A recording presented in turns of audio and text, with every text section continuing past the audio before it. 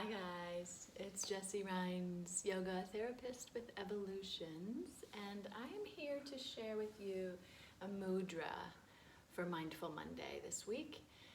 I want to challenge us all to limit our limits. I want to challenge us all to work with sobriety and self-study to notice our self-limiting beliefs. There's a mudra, Gupta mudra, which looks a bit like this, although I have a little twist that I like to put on it. And Gupta is the Sanskrit word for sort of an inner secret, the inner surprise. And the inner secret is that underneath our limiting beliefs, we are limitless and expansive and creative and essentially light, expanding outward rather than the contraction, which most of us feel most of the time, rather than the boxes that we fit ourselves into and others, sadly. This is a really hard time. It's a confusing time.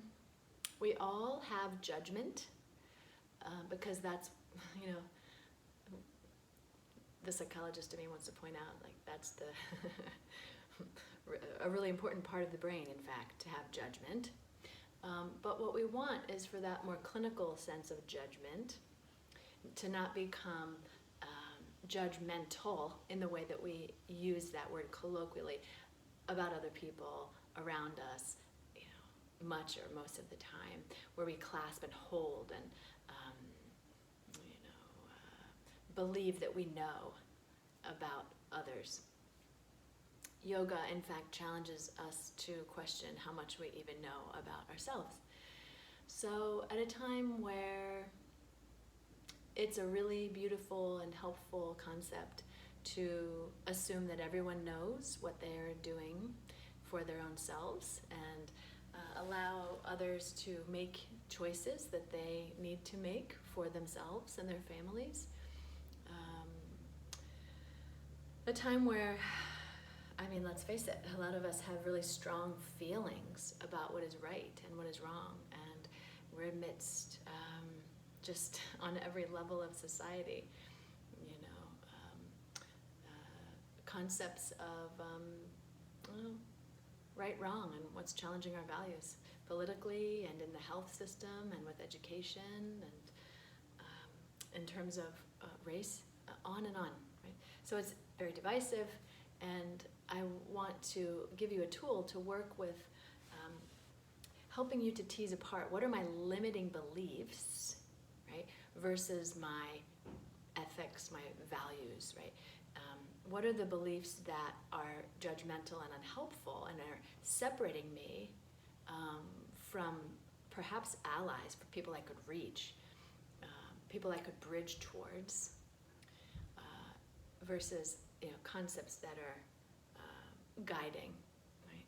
So it's a mudra that can help us to take care of our own self, and when we feel really judgmental about the world in ways where we cannot act for justice and get out there and work, which I highly promote, we have to turn it back to ourselves. If I find that I'm just sending a lot of energy outward, without the social justice work that can actually make a difference, I'm really the only one who's suffering, and it's not changing anything at all. So to take Gupta mudra, like I demonstrated earlier, we just clasp, we just interlace our hands, but what I'd like to encourage you to do is notice how you did that without thinking. Pull the hands apart and do it the other way so that you have a different thumb on top. You have a different pointer finger on top. You have a different, each one of your fingers on top. And it will feel awkward. And to me, that's the point. That's in part what we can work with. We're going to work with feeling awkward, doing something differently, and breathing into it and even appreciating it. When we get these limiting beliefs where we think we know about everybody else, we think we know about our neighbor or our world, right? we get into a groove or a rut. In yoga, we might call that a samskara. And when we try to do it differently, when we try to expand instead of contract, or ponder our own selves instead of judging others, for example, it feels awkward, it feels hard. So I want us to find this different thumb on top as an appreciation of the awkward, and an appreciation that this might be a difficult practice. Right? Traditionally, we bring Gupta Mudra right up against the solar plexus, which is the energy center above the belly button and below the heart. It means you'll have perhaps like a 90-degree bracket with your arm. If you prefer, up by the heart or down in the lap, you can certainly do that. This keeps it a little more like a yoga posture, an asana, a little work, but it's your call. And then we'll let our eyes close and breathe in and breathe out. And take as many breaths as you need to feel that the exhales ground you down, trust, presence. And the inhales keep you grounded, but pull the crown of your head up. So you're creating space for more breath.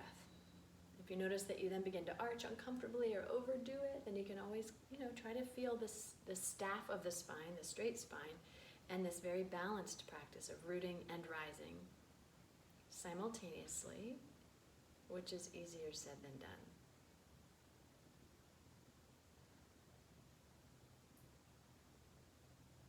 You may notice a tingling sensation, a sparkle in the hands, a heat, a flow, as energy crosses from one hand to the other, from fingertip to knuckle, or thumb to wrist, whatever is connecting here. You might really start to feel that. The more you work with mudra,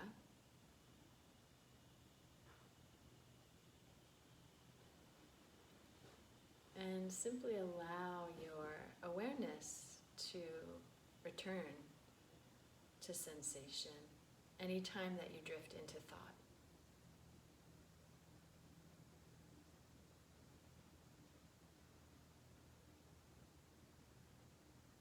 We're going to come to our fullest, longest breaths of the day. I like, when I'm working with mudra, to imagine that my inhale is sort of lightening or brightening up the mudra itself, like a glow in the mudra, in the pose of the hands. And an exhale is dissolving anything unhelpful from that space.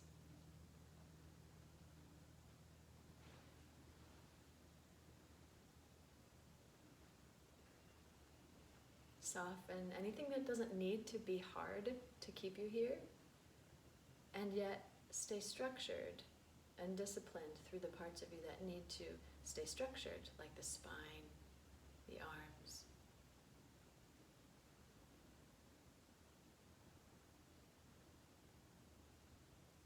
And then I'd like you just to have a sense that as you continue this inner exploration,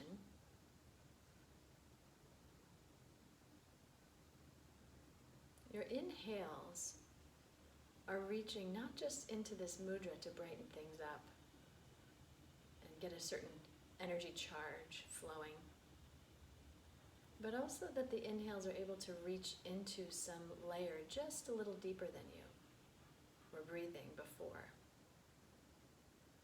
and into some limit. So the inhales might find a contraction. The inhale might reach up into the mind. The inhales are metaphor for reaching, expanding into a place of contraction. Maybe for you, the inhales find themselves reaching some armored place in your heart.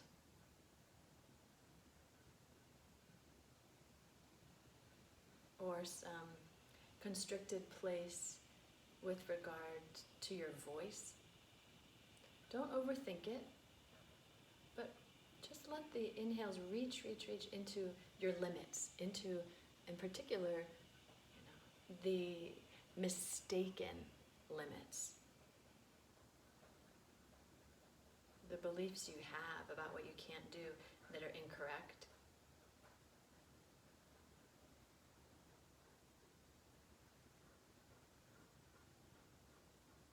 And every time you exhale, let it go, dissolve. So this might be very metaphorical, like you find a color or just a sense of tangle or contraction, and you exhale and soften it, let it go, dissolve.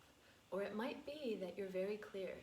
There's something you want to let go of, and you know exactly what it is. Maybe there's many things. Continue to work like this, just with the sensibility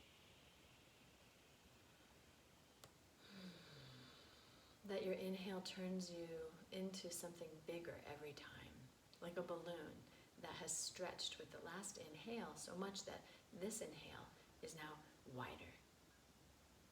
Breathing wider as the lung elasticity increases, breathing into the barrel of the body or the balloon, maybe a big, big hot air balloon of the self.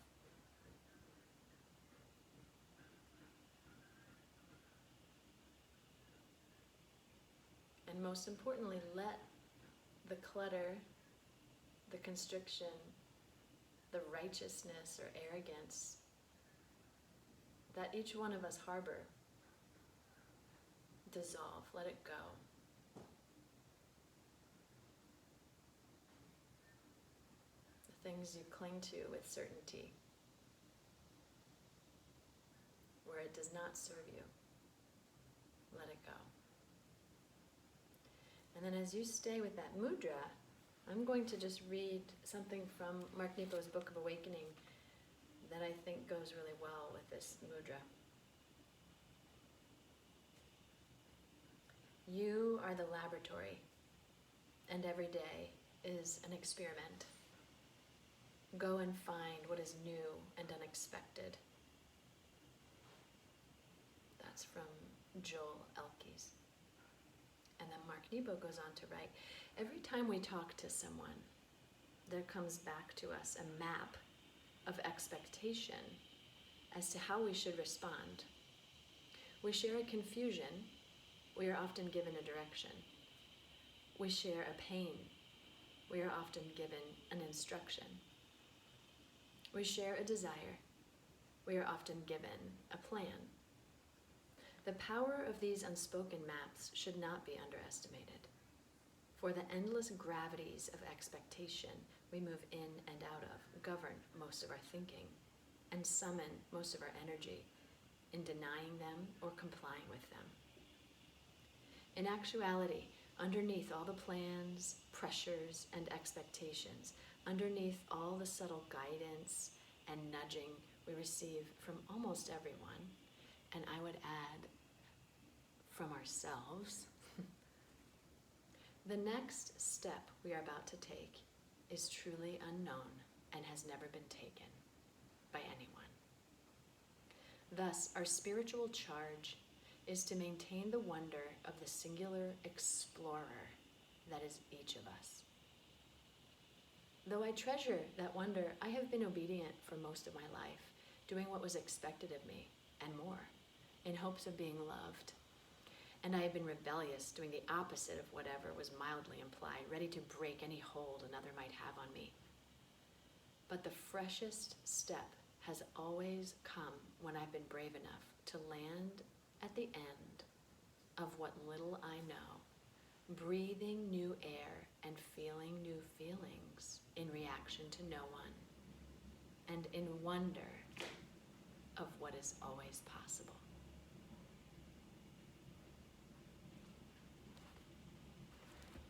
So as we begin to end, I'd like us just to honor that sense of being a scientist of self, being an explorer, knowing nothing. This is what we might in Buddhism call a beginner's mind, or lifelong learning.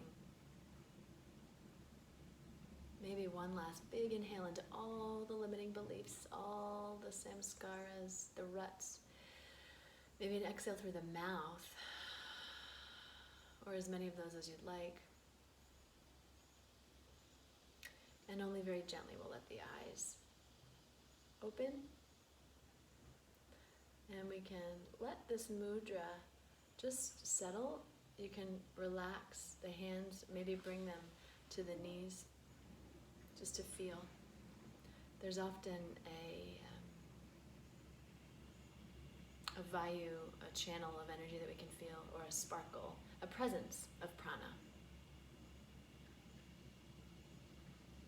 And then little by little, we'll bring our hands to Anjali Mudra, hands to the heart center. So I can end by thanking you so much for spending this time with me and encouraging you to come to this practice as often as you need to, either with me or on your own. May we expand and not contract. May we connect more than we divide. We'll let the head fall. May this practice be meaningful. May this practice bear fruit. And may the fruits of our practice benefit all beings everywhere. The light in me honors the light in every single one of you. Namaste.